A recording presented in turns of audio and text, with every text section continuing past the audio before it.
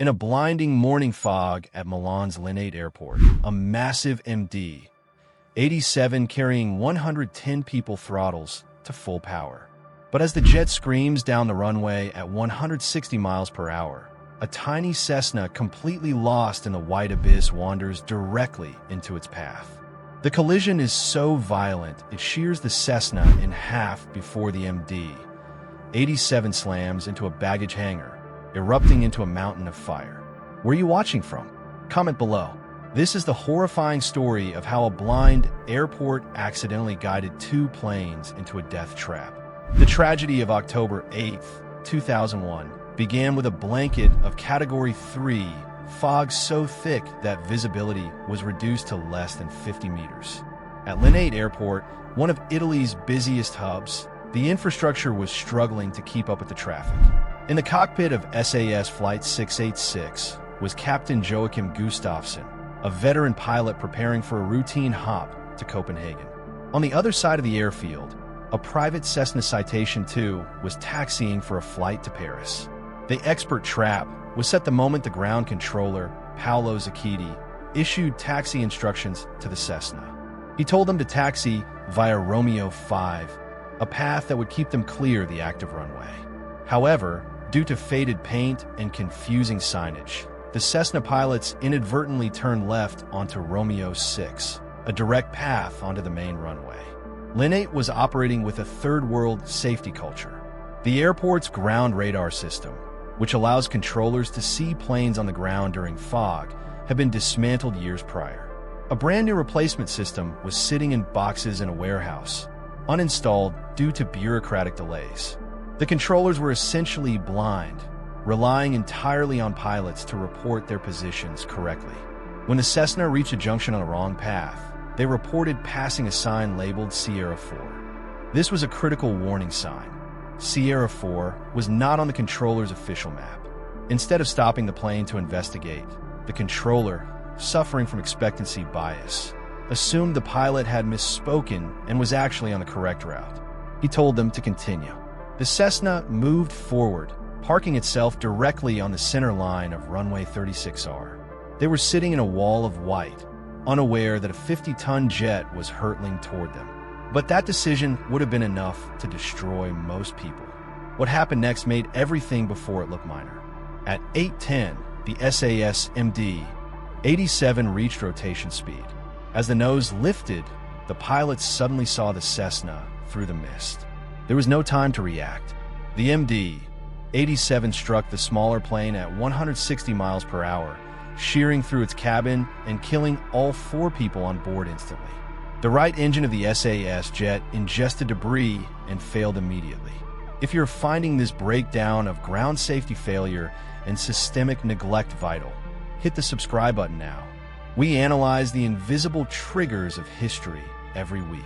Captain Gustafsson performed a feat of heroic airmanship. Despite losing an engine and his landing gear, he managed to get the crippled jet into the air for 9 agonizing seconds, reaching an altitude of 40 feet. He was fighting to save his passengers, but the damage was too great. The aircraft stalled, slammed back onto the runway, and skidded sideways through the grass. The jet became a 50-ton, unguided projectile. It careened into a massive concrete baggage sorting hangar. The impact triggered a massive fireball, collapsing the roof and trapping workers inside. In the tower, the controllers heard the thuds but couldn't see the fire through the fog. They spent the next several minutes calling the SAS jet on the radio, asking for its position. The tragedy was compounded by a failure in rescue coordination. It took 26 minutes for ground crews to even find the wreckage of the Cessna. Post-mortem exams later revealed that 3 people in the Cessna had smoke in their lungs. They had survived the initial impact only to be burned alive while waiting for help that didn't know they existed.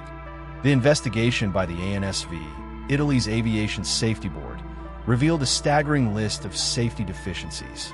It wasn't just a pilot error, it was an organizational collapse.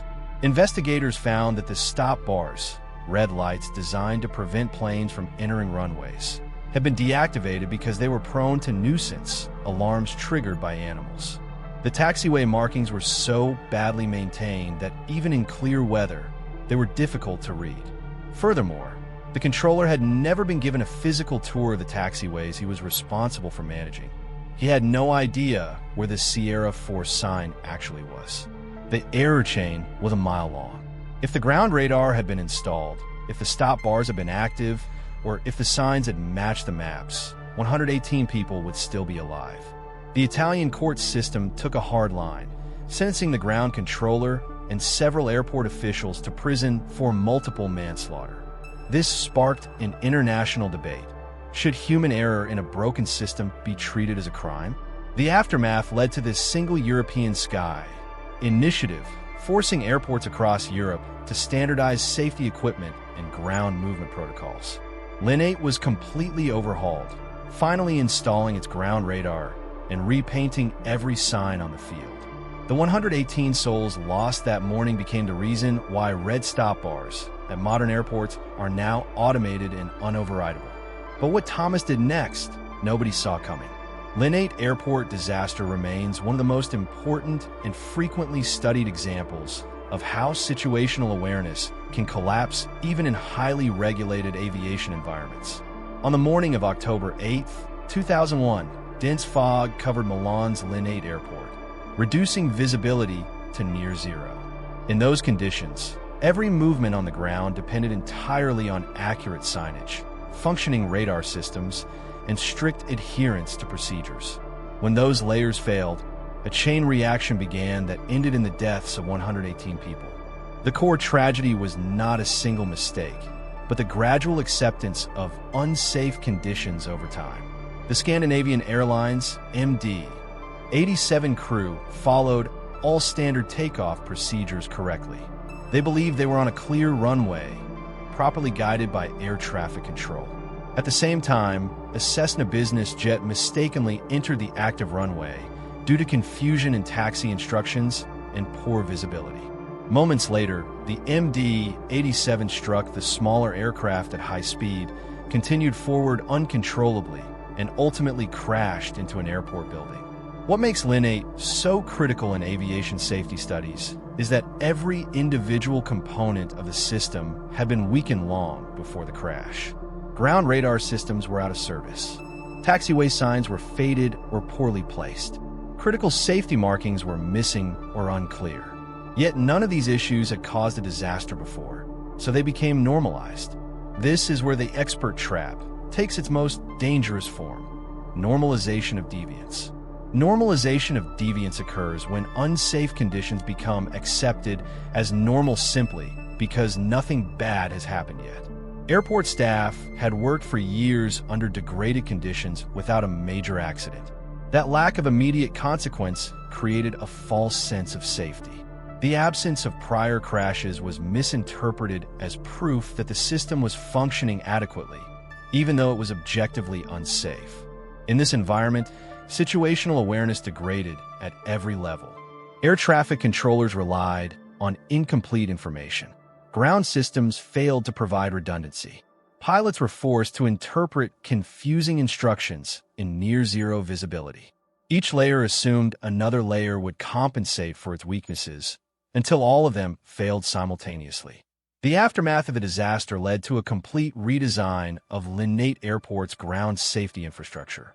Modern surface movement radar systems were installed, taxiway markings were rebuilt with high visibility standards, and stop bar systems were introduced to prevent aircraft from entering active runways without explicit clearance. The airport became one of the most carefully monitored ground environments in Europe. But the deeper lesson is not technical, it is psychological. Safety does not fail suddenly. It erodes gradually when deviations are accepted as normal. The MD-87 wreckage became a symbol of that erosion, a physical reminder of what happens when procedures treated as optional rather than absolute. Levee teaches a harsh truth. Expertise alone cannot compensate for broken systems. Even the best-trained crews are dependent on the integrity of the environment they operate in. When infrastructure is degraded but ignored, and when it has always been fine before becomes justification, risk accumulates invisibly. The ultimate lesson is simple but unforgiving. Safety is not defined by the absence of accidents. It is defined by the constant refusal to normalize failure. There is a final, chilling recording from the MD-87 cockpit that shows the captain's last words were a calm instruction to his co-pilot to try and steer away from the hangar. To see the full forensic simulation of those final 9 seconds, watch this video next. It shows the true face of courage.